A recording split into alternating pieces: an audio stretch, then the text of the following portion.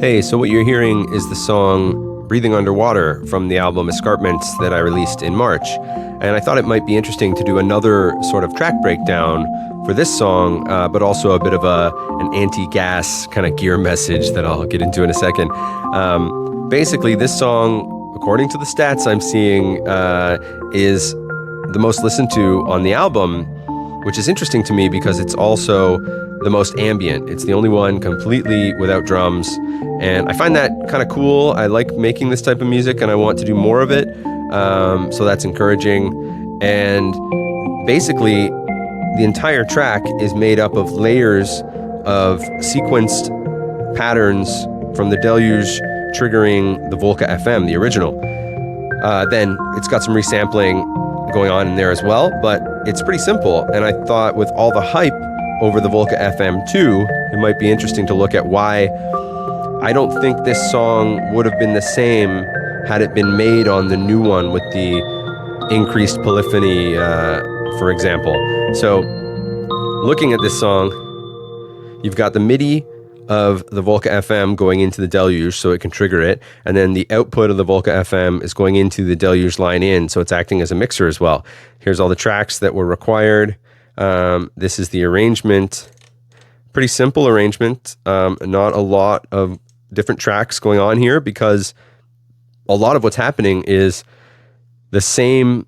I have a patch here, the Glockenspiel kind of 80s patch that I liked, that I believe I got from the DX7 desktop editor, and then I edited the algorithm and a couple other things to make it something that I found nice sounding, just a soothing kind of plinky patch. And then I've got 4 different, you'll see MIDI channel 2B, 2A, 2, and 2C. 4 different MIDI channels in the Deluge, or the same MIDI channel 4 different times, with different pattern variations triggering at the same time in some cases. And then I've got an audio clip that I've resampled the output of all of this and mangled it a bit into a kit of samples that I can use underneath the whole track. So, for example, when I play the track, you might need some good headphones or whatever to hear the bass here, but this is simple bass pattern, same patch, A sharp major key. Then we add another layer right over top of that, just triad chords in A sharp major again to accentuate those bass notes. And what starts to happen, because the original Volca FM only has 3-note polyphony.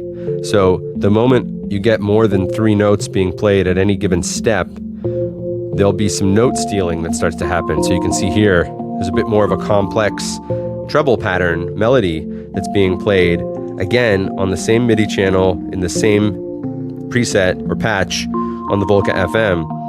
So as that gets more complex and more of these layers cascade down and get added to the mix, there'll be more note stealing and accidental variation created just by the fact that the Volca FM can't handle all of this at once.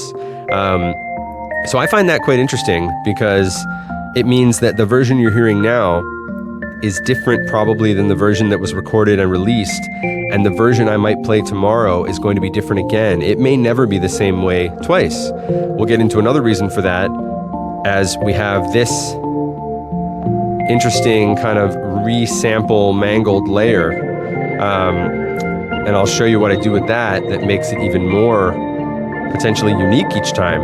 But basically, the Volca FM2 has 6-note polyphony, so you can play up to 6 notes per step without running out of polyphony.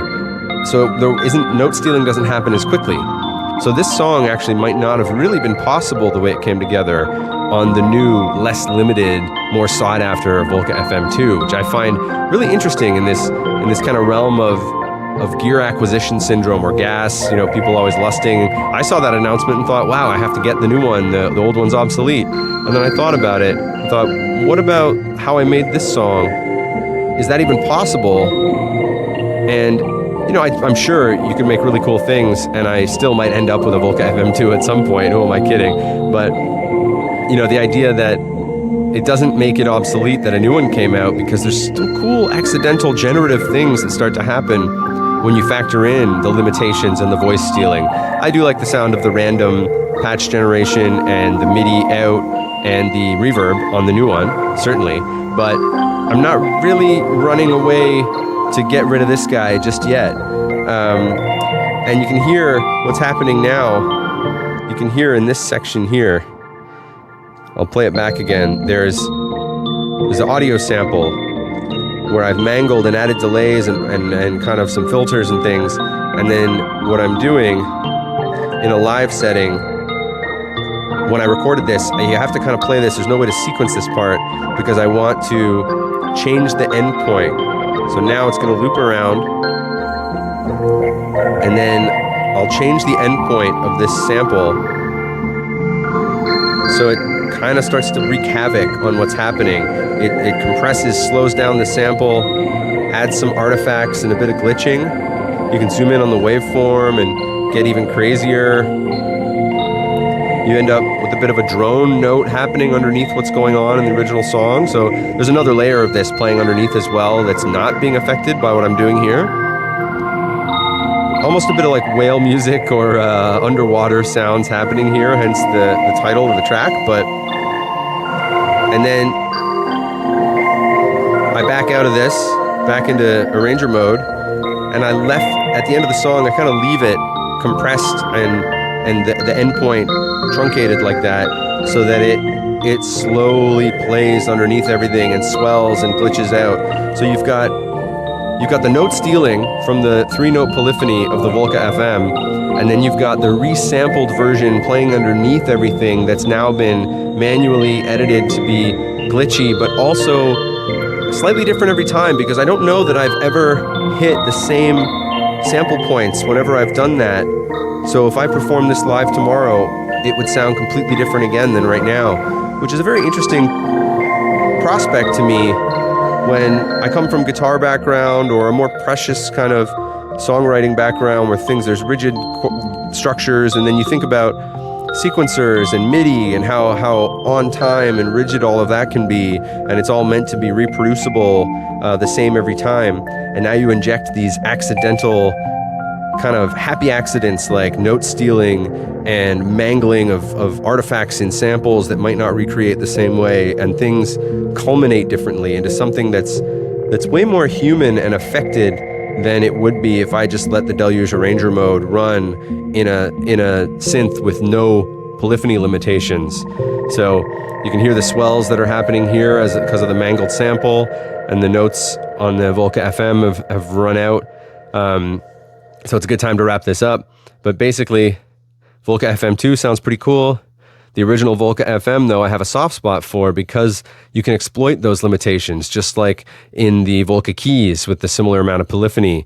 There's some cool happy accidents that you can play with that you might never get the same result if you sat down with an unlimited amount of polyphony and tried to write that. It might not come out the same way, it might, but there's something interesting about kind of interfacing with the machines in this way that makes it all kind of more accidental and a bit human. So in any case, that's how I made the song Breathing Underwater. There was a lot that was done in the mastering to that one because of all the layering of the same thing over and over again. I found there were some pretty high resonant peaks that you might hear in this version because nothing is being gone through a mastering chain or anything. There's some de-resonating and some multi-band compression I had to do to kind of tame some frequencies. But I can get into that in a separate video. People have expressed interest in a kind of how I get the 2-track mix down out into the world. What chain do I do to kind of make it ready for listening, I guess. But that could be a separate video. In any case, I hope you get something from this. This is one of my favorite tracks, and I'm glad it's resonating with people. And I just thought it'd be cool to do like an anti-gear acquisition message. You know, I'm happy with the old one. I'll probably end up with the new one too at some point. But for now, I thought it's pretty cool that there are some limitations that you can exploit. So I hope you've enjoyed this, and you'll see me again soon.